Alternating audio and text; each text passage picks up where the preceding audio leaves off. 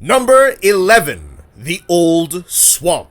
Now this is a surprise. What on earth is a first generation Monster Hunter map doing on this list and above the Citadel? Like I said when I introduced this project, when comparing the maps of the different generations, the context of the era they were made in matters. The 5th generation maps have the potential to be massively more impressive if they manage to expertly balance their more modern mechanics, and they make their battle zones feel varied and diverse despite their seamlessness. This means that these maps also have a lot more that they can potentially get wrong. A map like Monster Hunter 1's Old Swamp certainly can't be as experimental as a locale coming out today, but I think it's a map that absolutely outdoes its contemporaries and even many of its immediate successors in terms of art direction, map layout, atmosphere, and uniqueness. The first thing anybody is going to bring up when discussing Monster Hunter 1's Old Swamp is its haunting and almost sinister tone in a few select zones, those being the base camp and areas 1, 2, 4, and 9. Over these zones lies a dense purple haze that paints them with a surreal and spooky feeling.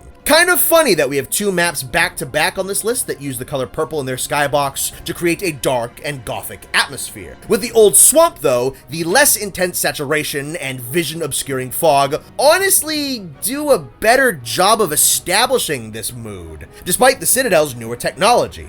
Simply put, the misty regions of the Old Swamp feel far less cartoon scary, which is not inherently a bad thing, and instead feel more organically eerie with a hint of fantastical whimsy due to the violet coloration. Area 1 even has this tranquil yet ethereal piece of ambient music to it.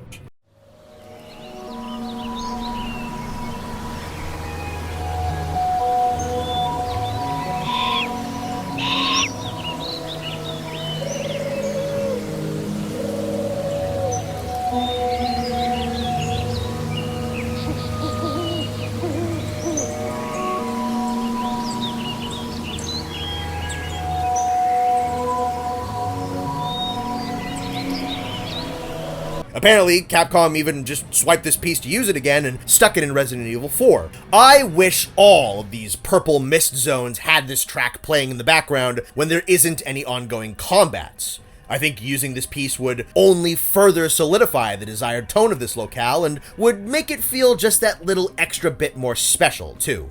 The rest of this locale has assets and design elements that you're going to recognize from the swamp map of the 2nd generations, or the Marshlands as it's called in Monster Hunter Generations, which is probably the swamp map that you're the most familiar with. Both maps have similar swampy gray ground, huge puddles, scattered vegetation, dead and withering trees, long wavy fields of wild grass, and dark icy caves. Only the Old Swamp is way more interesting to look at and has far superior colors. For some reason, the Marshlands infuses basically everything with a really dull-looking gray, especially the plant life and the mud. In the Old Swamp, the grayness doesn't exist quite to that extent in these elements. The ground and the map walls have a much harsher kind of charcoal gray color to them, and the trees and plants have some much more lively yet still deep and dark shades of green. The more light gray color exists, but mostly just in the skybox, and this creates a way nicer color contrast across all the map's elements. The Marshlands sometimes just kind of blends into one big gray ball of sludge, whereas the Old Swamp looks a lot more sharp.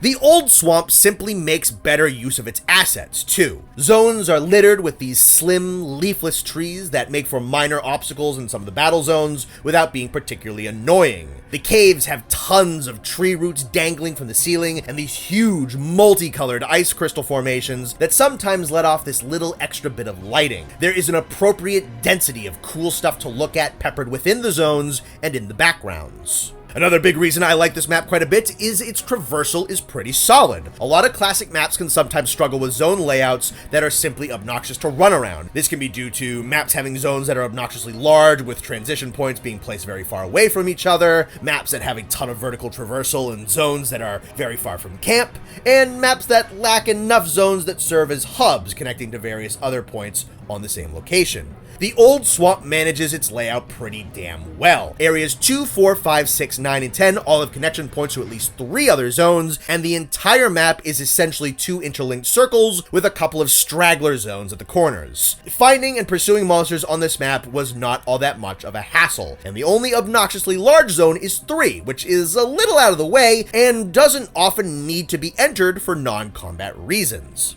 The worst thing about the layout for the old swamp is that all 3 of the cave sections are scattered and disconnected. Now, this wouldn't necessarily be an issue if it wasn't for the fact that you need hot drinks to conserve your stamina in all of these sections. So, hypothetically, if a battle lasted long enough and you were fighting in and out of these caves a couple of times, individual hot drinks are going to be used way less efficiently, and you're likely going to spend several minutes in zones where the effect is there but not doing anything for you, and then you got to take another one a little later on, etc., etc. This is one of the few ways the marshland succeeds over its predecessor. It has one large, interconnected, multi-zone cave section, and if a monster enters those caves, there's a half-decent chance it's going to utilize several cave zones at a time. My only other gripe with the old swamp is that there's a few odd inclusions and exclusions for its monster roster. In what was likely a bid to differentiate the old swamp's cast of monsters from the marshlands, Buldrome, Kongolala, Yankutku, and Chameleos are all not present, and instead you have things like all 3 variations of Rathalos, as well as Nargacuga, which can be fought here. I understand the need to keep the 2 maps different in terms of their roster, but I kind of feel like, I don't know, Hypnocatris and Yangaruga would have probably made more sense than Rathalos on this map, and why on earth is Chameleos not here? He would be perfect for those purple fog zones. I don't know how they messed that one up. I think the old swamp, though imperfect, embodies the best elements of the original generation of Monster Hunter's locale design. It is steeped in a dreary, somber, hostile atmosphere. It makes excellent use of the limited assets and biome types that it had, and it has far better traversal than the majority of other maps of its era. And the creative and unique elements that it does have, despite Monster Hunter's limitations at the time, have made it probably the second most iconic of the original generation's locales. And in terms of gameplay and structure, it beats the snot out of the much more well-known Forest and Hills. It also beats the snot out of the follow-up Marshlands map from 2nd generation, as well as, honestly, I think most of the first 2 generations of Monster Hunter's locales. There's only one other from this era that I think is better than the old swamp, but we'll get there a little later down the line. I think this is an absolute classic that deserves to be hunted on by more people.